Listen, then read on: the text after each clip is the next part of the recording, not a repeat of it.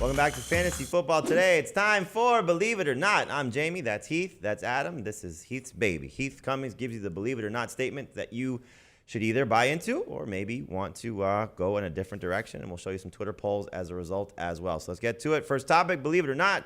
CORDARRELLE Patterson is a must-start weapon, whether at running back or wide receiver rest of way.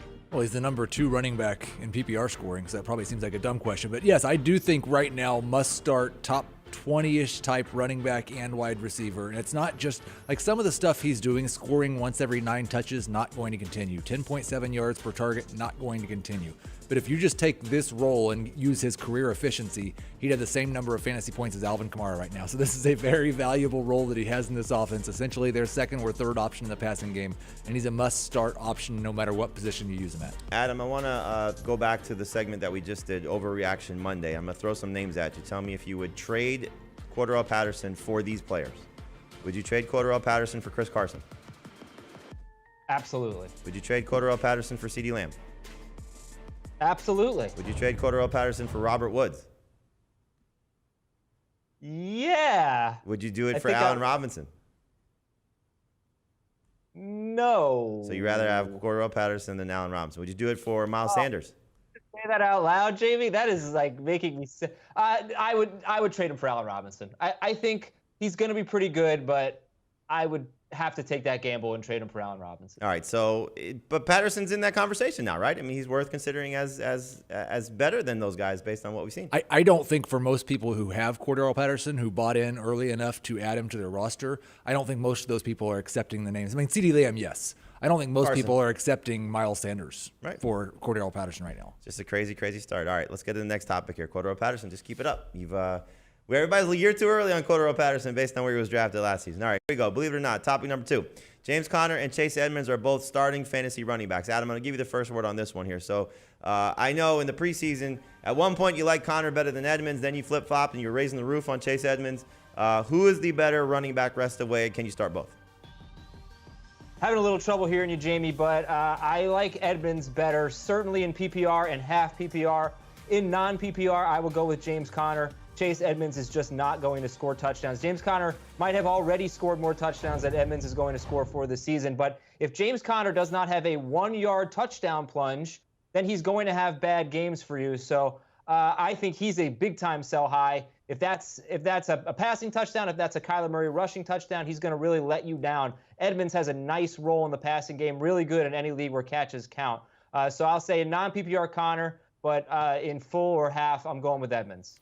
Yeah, and I don't believe this because I don't think Conner is going to be a PPR starter rest of season. He only has one game with more than 63 total yards, and I don't think you're going to see Chase Edmonds in non-PPR be a must-start running back every week. I think he's more of a flex in that format. There was one drive where Edmonds just got them all the way down the field, and then he came. I hate it. I absolutely hate it. He came off the field, and we saw, just the 1-yard touchdown plunge. And I forgot the first poll on the CORDARRELLE Patterson because I was just so fascinated that Adam is trading, not giving up any players.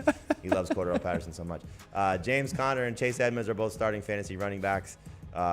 Thankfully, the public is saying no, don't believe it. But Edmonds can be, and Conner not so much. All right, let's go to the next one here. We got, believe it or not, real reason for concern for Amari Cooper and CeeDee Lamb. Is there reason for concern? I am very concerned, and Dak Prescott for that matter. I'm not sure he's going to be a top 5 or 6 quarterback. We talked about this last week when I wasn't sure about Zeke because he was still splitting so much with Tony Pollard, and I said, well, the one way it would work is if they're just going to run more than they pass every week. This is the 3rd week in a row where they've ran considerably more than they've passed, and it wasn't just game script. At halftime, they had more rush attempts than pass attempts, and the game was a 14-13 game.